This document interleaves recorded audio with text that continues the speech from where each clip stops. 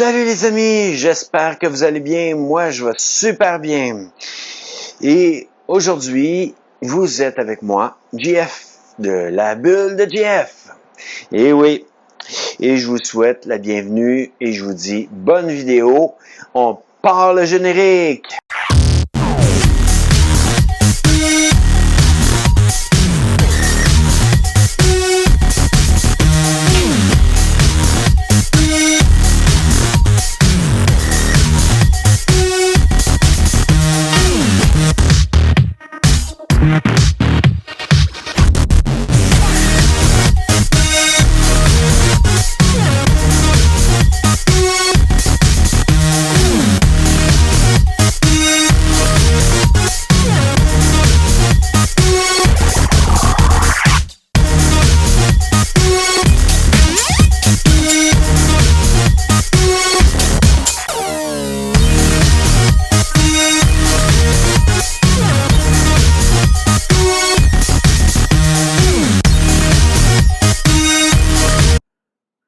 Nouveau style de vidéo. Wow!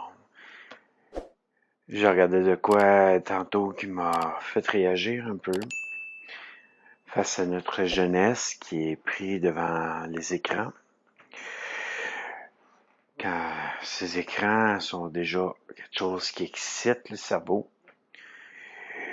J'ai remarqué mes nuits qui sont beaucoup mieux depuis que tout appareil électronique sont sortis de ma chambre. En voulant dire que j'ai pas mon cellulaire avec moi dans ma chambre. Je suis pas dessus mon cellulaire avant de dormir. J'excite pas mon cerveau avec la vision d'un écran. Face à l'arrêt de la télé assez tôt le soir, bon, moi j'ai quand même mon habitude maintenant de prier, de prendre un temps de prière le soir. Et en quelque sorte, ben, au lieu d'être devant un écran. À un moment donné, je m'endors et je m'endors d'un bon sommeil. Mon cerveau est pas en excitation parce que je suis dans un temps de repos ou que je prends le temps de prier. Si moindrement on veut que j'aimerais écouter la parole, disons la Bible, ben je vais amener un de mes cellulaires avec lequel que j'écoute la Bible et je vais l'écouter, je regarderai pas l'écran. Et ensuite, je vais fermer comme le cellulaire pour qu'en fin de compte, le ramener dans ma cuisine ou le ramener dans n'importe quelle autre pièce que ma chambre. Et on parle souvent des enfants. Bon, c'est vrai que pour les enfants, c'est le cerveau est pas complètement établi. En voulant dire, il y a des connaissances encore à enregistrer dans leur cerveau. Et à ce moment-là, l'écran, tranquillement pas vite, use notre subconscient, notre cerveau, notre mémoire, je pourrais dire, nos connaissances, en lui démontrant directement les images, mais d'une manière à le rendre captif de ces images.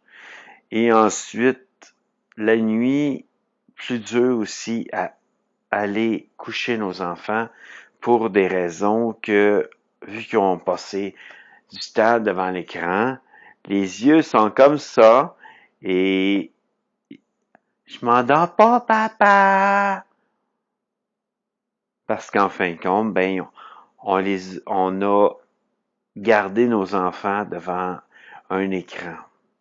Moi, disons, je serais plutôt pour dire, OK, on soupe et on prend un petit temps pour un film ensemble, la famille ensemble. Mon enfant puis moi, si moindrement j'ai adopté un enfant puis que cet enfant-là est avec moi, ben un petit film ensemble, on regarde un film, mais après ça, on prend un temps ensemble pour jaser de qu'est-ce qui s'est produit dans le film et voir les va amener des connaissances à travers de ça et savoir s'il comprend l'arrière-pensée du film que le réalisateur a voulu apporter pour pouvoir amener notre enfant à réfléchir à ce qu'il vient de voir, tout en discutant, qu'on pourrait dire, plutôt, pour pouvoir l'amener à réfléchir, à ce que on puisse l'amener à intégrer de quoi qui est intelligent et que pour moi, un écran, OK, faut vraiment que ce soit très, très limité. Parce que, disons, si je prends un cellulaire, je vais être comme ça avec le cellulaire, je vais travailler dessus et l'écran est très proche. Tandis que si on prend une télé puis qu'on regarde un film, tu t'assis à côté de moi, tu restes assis à côté de moi, tu vas pas proche de l'écran, c'est pas bon d'être trop proche d'un écran et c'est mieux que tu sois loin et c'est juste le temps d'un film ensemble, point à la ligne. Puis une tablette, c'est la même chose, c'est comme on est proche. Moi, quand je fais mes montages, assez souvent, je vais être proche de l'écran en voulant dire que là, je suis en train de faire mes montages vidéo pour ma chaîne YouTube. Ben, je vais être proche de l'écran quasiment à temps plein parce que d'une manière, ben, faut que je voie quand même certains détails dans dans la vidéo qui doit m'amener à savoir est-ce que tout a été correct. C'est la petite ligne où que le son est trop bas à ce place-là. Il n'y a pas de son du tout à ce place-là. On va couper là. Ça, c'est des moments où que justement, je suis proche de l'écran, je suis en train de regarder toutes les lignes. Peut-être aussi que à cause de mes yeux, c'est pas les meilleurs pour l'instant. Mais bon, peu importe. C'est en voulant dire, les écrans pour nos enfants, c'est pas top. Je verrais pas. Moi, disons, j'ai grandi une enfance assez particulière. Aucun écran. Rien. J'avais pas de jeux vidéo jusqu'à temps que je sois jusqu'à temps que je sois rendu dans le bout ici à Saint-Jean. Ben, dans le bout de Saint-Jean, quand je restais à Saint-Jean, maintenant je suis à Bedford. Mais je dirais que j'avais pas autant de consoles que qu'est-ce que j'ai aujourd'hui. Là, j'ai une Xbox première génération, une PlayStation 3, une PlayStation 4, puis je joue à peine avec. Pour des raisons, c'est que je veux pas rester pris sur ça à la journée longue ou à des heures. Tu sais, je me souviens qu'à un moment donné, ben quand j'ai commencé à être serveur pour Ultima Online, je pouvais être des heures et des heures et des heures, des fois même la nuit complète, à prendre un café, à prendre du Pepsi, du Coke, et toute la nuit en train d'ajuster certaines choses dans le jeu, parce que j'étais serveur, parce que j'étais administrateur du jeu, et je me retrouvais là toute la nuit. Je dormais pas.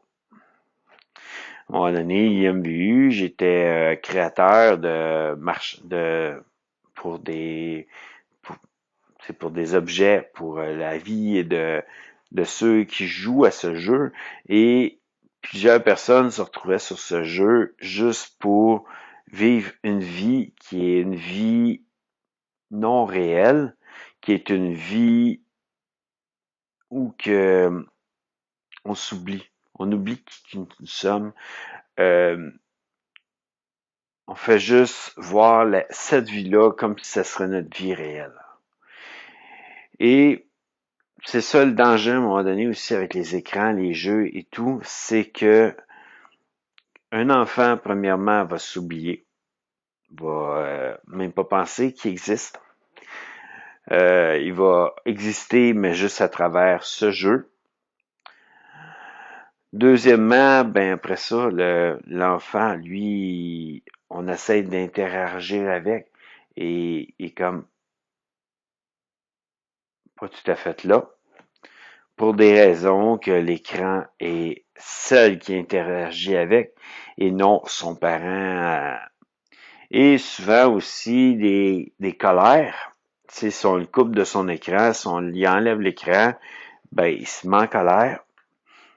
Et ensuite, ben, c'est comme si le parent comptait pas, mais c'était l'écran qui comptait.